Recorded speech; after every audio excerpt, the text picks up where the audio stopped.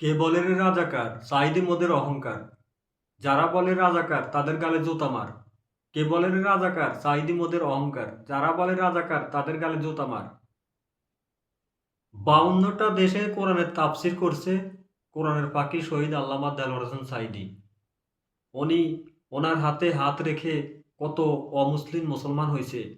আজকে জালেম স্বৈরাচার হাসিনা ওনাকে মূল্যায়ন করতে পারেনি।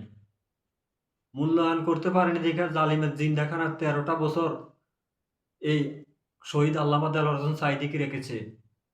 ওনাকে বহুত প্রস্তাব দেওয়া হয়েছে, স্বর্ণের বিছানা বানিয়ে উনি ঘুমাতে পারতো, কিন্তু দুনিয়াকে উনি তুচ্ছ মনে করেছে। আল্লামা দেলোয়ার হোসেন সাঈদীর কপালে কাবা শরীফের ইমাম পর্যন্ত চুমা খায়।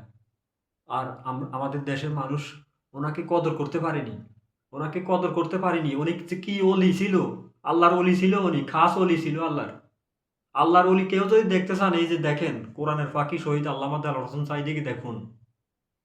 উনি কখনো বাতিলের রক্ত চক্ষুকে পরোয়া করেনি, কোনো জাহেলের রক্ত চক্ষুকে পরোয়া করেনি।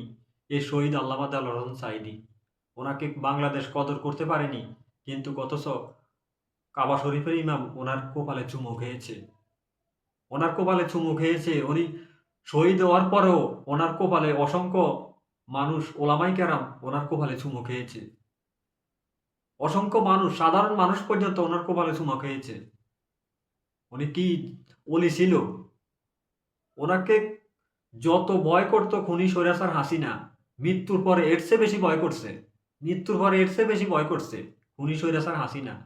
এই শহীদ আল্লামা দেলোয়ার হোসেন সাঈদী উনি ছিলেন বাতিলের জম, বাতিলের আতঙ্ক। এজন্য ভাই, ওলামাই কেরাম যারা আসবে, যুগে যুগে হকপন্থী ওলামাই কেরাম যারা আসবে, তারা হকের কথা বলবে, তারা রাজনীতির কথা বলবে, একামতের দিনের কথা বলবে। উনি একামতের দিনের কথা বলেছিল।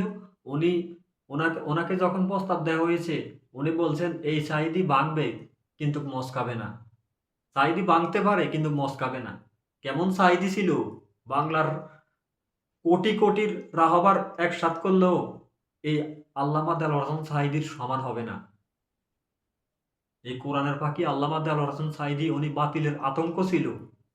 বাতিলেরা ওনাকে ভয় করত। উনি কোরআন থেকে তাফসির করতেন, কোরআনের তাফসির করে করে মানুষকে হেদায়েতের বয়ান শুনিয়ে দিতেন। এজন্য আমার প্রিয় দেশবাসী, এই কোরআনের পাখি আল্লামা দেলোয়ার হোসেন সাঈদী যুগে যুগে একজনে আসে, দ্বিতীয়বার আর কোনো সাঈদী আসে না। এই জন্য যদিও আল্লামা বলতে হয়, এই আল্লামা সাঈদীকে বলতে হবে আল্লামা সাঈদী। আমার কোরআনের পাখি আল্লামা দেলোয়ার হোসেন সাঈদী উনি উনি উনি ওনাকে যখন শহীদ করা হয়, তখন আমি আন্দোলনে নেমে গিয়েছিলাম। সারা রাত ছিলাম বঙ্গবন্ধু মেডিকেলের সামনে। কে বলে রে রাজাকার সাঈদী মোদের অহংকার। যারা বলে রাজাকার তাদের কপালে জুতা মার। আমার প্রিয় রাহবার আল্লামা দেলোয়ার হোসেন সাঈদী, ওনার জন্য কখনো আমার জীবন দিতে আমি প্রস্তুত।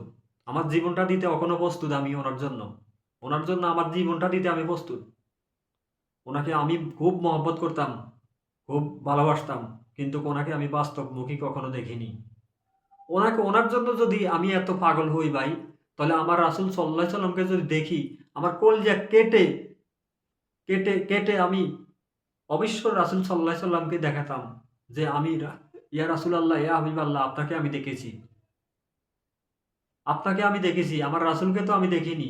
এই শহীদ আল্লামা দেলোয়ার হোসেন সাঈদীকে না দেখে আমি এত মহব্বত করি। ওনার জন্য আন্দোলনে নেমে গিয়েছিলাম, কাপড়ের কাপড় মাথায় নেমে আমি রাজপথে নেমেছিলাম ওনার আন্দোলন মুক্তির জন্য। কিন্তু জালেম স্বৈরাচার হাসিনা 13টা বছর ওনাকে জালিমের জিন্দাখানা রেখে ওনাকে তাজউদ্দিন মেডিকেলে নিয়ে নাটক সাজিয়ে, প্রথমত তাজউদ্দিন মেডিকেলে নিছে, তারপরে বঙ্গবন্ধু মেডিকেলে নিয়ে ওনাকে চিরতরে শেষ করে দেয়। ডক্টর ওই কুলাঙ্গার ডক্টর মোস্তফা জামাল অখনো পলাতক, অখনো সে পলাতক আছে। ওকে যেখানে পাওয়া যাবে, ওর অস্তিত্ব থাকবে না, অস্তিত্ব খুঁজে পাওয়া যাবে না।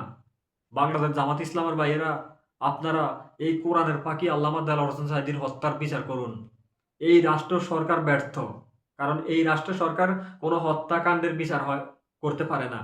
কারণ আজকে রামিসা যেভাবে হত্যা হয়েছে, রামিসাকে গলা কেটে হত্যা করা হয়েছে দর্শন করে, এই রামিসা হত্যার বিচার কখনো পর্যন্ত হয়নি। কারণ এই রাষ্ট্রের সরকার হলো ব্যর্থ।